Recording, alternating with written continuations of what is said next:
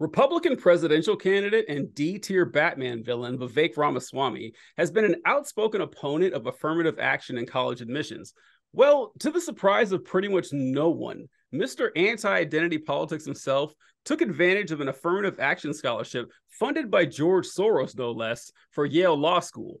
MSNBC host Mehdi Hasan confronted him about this issue, and here's a little bit of how it went. Say you are anti-identity politics, anti-affirmative action in a party that hates the Soros name, yet you accepted a Paul and Daisy Soros scholarship at law school that was specifically set up for the children of immigrants. It was an affirmative action scholarship, and your defense for that is that you didn't have the money to pay for law school, even though you'd already made over $1 million at the time. Okay, so Desmond, we just saw that. I'm gonna toss it to you. What do you think? Like, what comes to your mind when you see this blatant hypocrisy on the part of our boy Vivek? Vivek's an interesting character. You know, I've been seeing a lot of people coming, you know, like to our channel specifically and talking about how much they support him and how much he's like a breath of fresh air, how he, you know, is definitely what the Republican Party needs right now, which, to be honest with you, I wasn't aware just how popular he must be in the, you know, like in the YouTube sphere at the very least. There seems to be quite a few Vivek fans out there. I don't know how much this matters to the Republican primary voter. You know, because stole my point. I love it. Stole my point. I love it. You know, because like, truthfully speaking, if this was a Democrat, you know, and the same exact thing got exposed, where like there's blatant hypocrisy, you know, here it is, point blank, that, you know, we can actually like show the receipts, the physical pieces of paper right in front of you. And for those who are interested, we have a longer clip. We're going to put that at the very end of the video. It's like 3.5 minutes if you want to see the full exchange between Vivek and Mehdi. I don't think it matters at all for the Republican base. Like I think truly what Republican voters are looking for, and if you are a Republican voter and you're watching this right now and you disagree, please tell me in the comments right now. Tell me what you think is wrong with my take here. But I think that what they're taking from all of this is that he went on to a platform like MSNBC and he got in front of Mehdi Hasan, somebody who the right thinks is just, you know, a clown or whatever they describe him as, and that he was, you know, forceful and that he pushed back against, you know, the woke media, the mainstream media. But truthfully, if we're taking out the partisan politics, this should be an indictment of Vivek Ramaswamy. You are directly being confronted by saying that you believe in a thing, and then somebody showing you in real time that you went exactly against the thing that you're railing on. So you go against affirmative action, yet you took money that is meant to be for affirmative action, while you also are working. He was working for a hedge fund. So this is a hedge fund manager at the age of 24. And not only that, he also went to go give himself a defense, you know, like while he was talking with Mehdi, saying like, oh, you really want to dig up this childish point, you know, like of something that I did when I was 24 years old. I'm just like, Vivek, you're over here like advocating for everyone at the age of 18 to be involved in like national service. So you think that people at 18 are, you know, obviously equipped to be in the military, making these decisions like that. But, you know, at 24, you've been an adult for 6 years, my friend. He's just a little baby. He's just a you've been baby. an adult for a while now. You're like, oh, you know, me working at a hedge fund making $500,000 a year. How could I have known that? You know, like, you really want to judge me for something I did at that point in my life? Like, come on, man. No, it's absolutely true. It's, you know, the expression that Trump proved that Republicans just love themselves a good old-fashioned con artist. They love it. And Obama proved that you know, well, no, it was Republicans love a con man, Democrats love a con artist. And Vivek just like he just oozes this insincerity, and they eat it up. They just love it. And I had the exact same point that you had. I was going to make that this won't make a goddamn difference at all to Republican voters.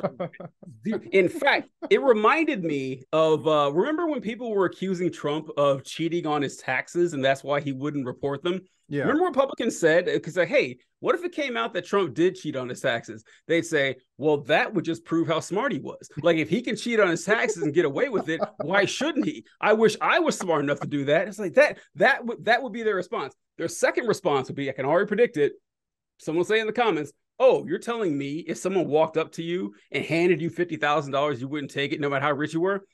All right, of course I would take it, but that's not what happened here. What happened was that there was a scholarship set up he had to apply for that went against his principles. Not only did he win the scholarship when he did need it, but he took that money away from an immigrant family that definitely did. Like, that absolutely happened. So not only did he violate his so-called principles, but he hurt someone else while doing it. And the Republicans are going to love it. They're going to love it. It's like they like who he is because he is who they are. Like, that's what they would do in this. Like, the sociopathy needed to do something like that and sleep at night is bewildering to me.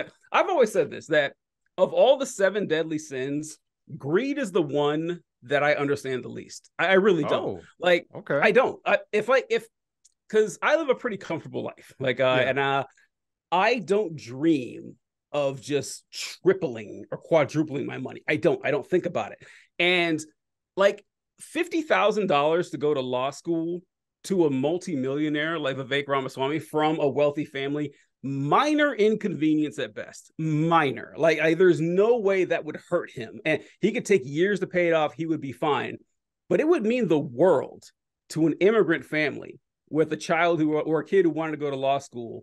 And that 50 grand could be the difference of them getting it. I mean, it's just like, I don't know how you can do that. I really don't. And Vivek is like, that's who he is. And I don't know.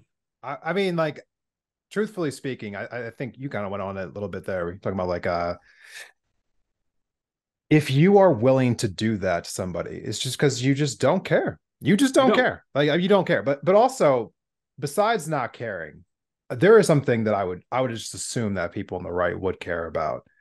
It's not just that he took the scholarship; it's who he took it from. Yes, that's what I was saying. It's too good. It's too good. It's like George Soros. You would think that this story would be a plant, almost like something that someone would leak. It doesn't seem real in a sense that like just like defame Vivek. Not only is it not that, like, he openly admits that he took it. He was like, "Yeah, I did it."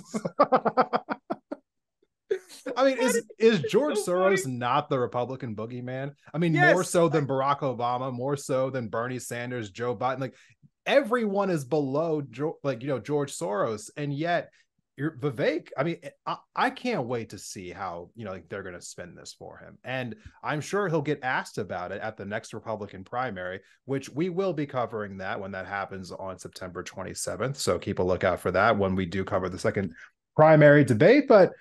Vivek's in a little bit of hot water right now. He's having some bad takes out there talking about ending birthright citizenship, although actually that might actually be a good thing for the Republicans. Yeah, that's pretty commonplace. That's a bit of a banality on the Republican side.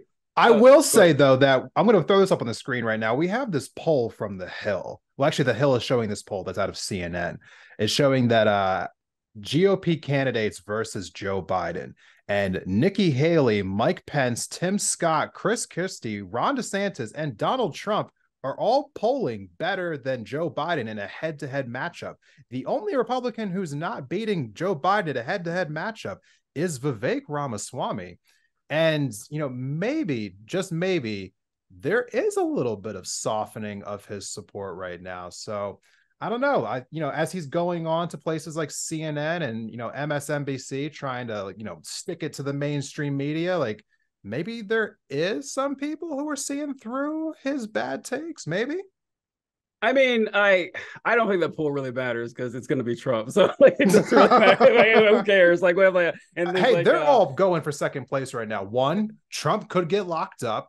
2, Trump needs a VP if he doesn't get locked up. So Vivek would be a good political choice for VP because, as you mentioned, like a lot of younger people like Vivek, which is, and also younger people less likely to participate in those polls too. But Trump would never pick Vivek. Like, he can't do that. Like, he can't have the risk of his VP outstaging him. That's not going to happen. Like, he would need to go with someone like Tim Scott or Kristi Noem, like someone who's like docile enough to not rock the boat with Trump. So go ahead. I mean, I don't know. What if Trump is looking for somebody who can, like, not outshine him, but somebody who can be on his level? You know, because Does like he maybe seem like that kind of guy? I I'm mean, sorry. he's getting a little older. Maybe he's looking for someone to take up the mantle. You know, I mean, you never know. I mean, when I we would be posted the surprised. video that said, "Is Vivek the next Trump?"